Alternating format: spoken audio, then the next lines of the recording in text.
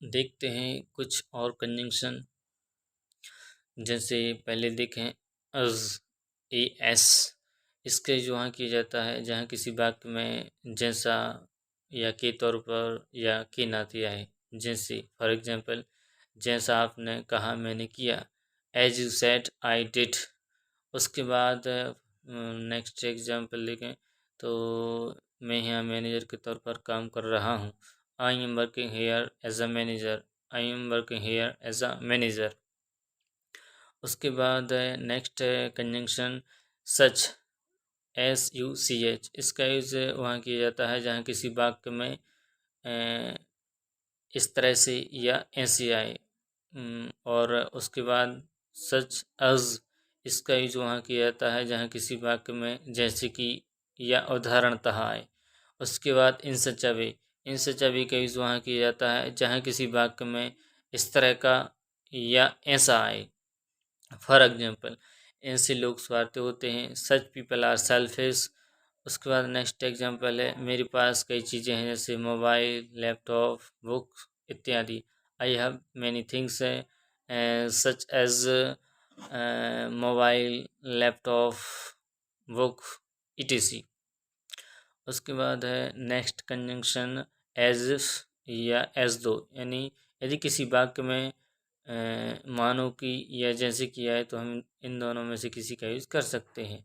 For example, तुम इस ऐसे बात करते हो कि जैसे तुम्हें सब पता हो। You talk in such a way you know everything. उसके बाद नेक्स्ट कंजंक्शन आइदर और।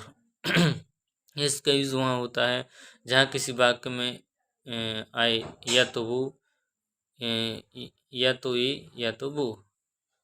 फॉर एग्जांपल, या तुम जाओ या मुझे जाने दो। आइदर यू गो और लेट मी गो। उसके बाद है नेक्स्ट कंजंक्शन नाइदर नॉर। इसका यूज़ वहाँ किया जाता है जहाँ किसी वाक्य में ना ए ना वो आए। फॉर एग्जांपल, ना तुम जाओ ना मुझे जाने दो। Neither you go nor let me go. उसके बाद है नेक्स्ट कंजंक्शन नॉट और नॉर या नाइदर। इसका यूज़ वहाँ किया जाता है जहाँ किसी वाक्य में नहीं और वो भी नहीं। फॉर एग्जांपल, तुम नहीं आते वो भी नहीं आता है। You don't come nor does he. उसके बाद है ऑल दो, इवन दो, इवन इफ और तो। इसका यूज़ वहाँ किया जाता है जहाँ किसी वाक्य में हालांकि, भले ही, यद्यपि आए। और यदि एक क्लॉज में ये आता है तो दूसरी क्लॉज में आएगा इसके बावजूद, तब भी, फिर भी। तो उसके लिए यूज़ करते हैं then also, even then, yet, still, however. For example, भले ही वो कभी स्कूल नहीं गया फिर भी उसे सब आता है। Even if he never went to school then also he know everything. Yeah, although he never went to school, yet he know everything. although के साथ हमेशा yet का यूज़ किया जाता है। उसके बाद है नेक्स्ट कंजंक्शन सो। सो का यूज़ वहाँ किया जाता है जहाँ किसी वाक्य में वो भी आए। फॉर एग्जांपल, तुम आते हो वो भी आता है, you come so does he. उसके बाद नेक्स्ट कंजंक्शन है लिस्ट और शुड। इसका यूज़ वहाँ किया जाता है जहाँ किसी वाक्य में आए, कहीं ऐसा ना हो कि या कहीं ये ना हो कि। जैसे फॉर एग्जांपल, मैं मेहनत करूँगा नहीं तो मैं फेल हो जाऊँगा। आई will work hard list I should fail. उसके बाद है नेक्स्ट कंजंक्शन अदरवाइज या और एल्स। इसका यूज़ वहाँ किया जाता है जहाँ किसी वाक्य में वर्ण आए। फॉर एग्जांपल, मैं मेहनत करूँगा वरना फेल हो जाऊँगा। आई will work hard, I will work hard list I should fail. उसके बाद है next conjunction so that. So that का यूज़ वहाँ किया जाता है जहाँ किसी वाक्य में ताकि आए। फॉर एग्जांपल, मैं मेहनत करूँगा ताकि पास हो सकूँ या पास हो पाऊँ। I will work hard so that I पास।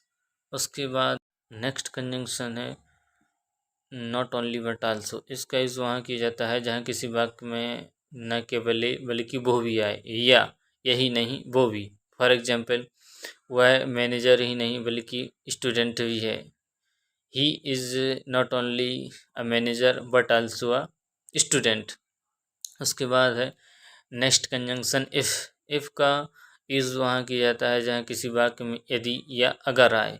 इसका 3 प्रकार से यूज़ किया जाता है। पहला, अगर ये होता तो वो होता। और इसका रूल होता है if plus past indefinite tense या सिंपल पास्ट और वुड का यूज़ किया जाएगा। जैसे अगर मैं गया होता तो उससे मिलता। If I went I would meet him. उसके बाद दूसरा यूज़ वहाँ होता है जहाँ किसी वाक्य में अगर ये हुआ होता तो वो हो चुका होता। इसका रूल होता है if plus past perfect tense या सिंपल पास्ट और वुड हैव का यूज़ किया जाता है। फॉर एग्जांपल, अगर मैं गया होता तो उससे मिल लिया होता। If I had gone I would have met him. उसके बाद थर्ड यूज़ वहाँ किया जाता है जहाँ किसी वाक्य में अगर ये होगा तो वो होगा आए, या अगर ये हो तो वो होगा आए। इसका स्ट्रक्चर होता है if plus present indefinite tense या सिंपल प्रेजेंट और विल का यूज़ किया जाता है। फॉर एग्जांपल, अगर मैं गया होता, अगर या मैं गया होता तो मैं मिलूँगा। अगर मैं जाऊँगा तो मिलूँगा।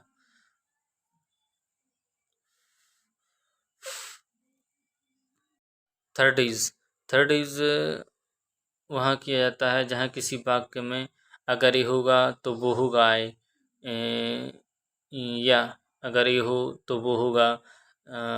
इसका रूल होता है if plus present indefinite tense या सिंपल प्रेजेंट और विल का यूज़ होता है।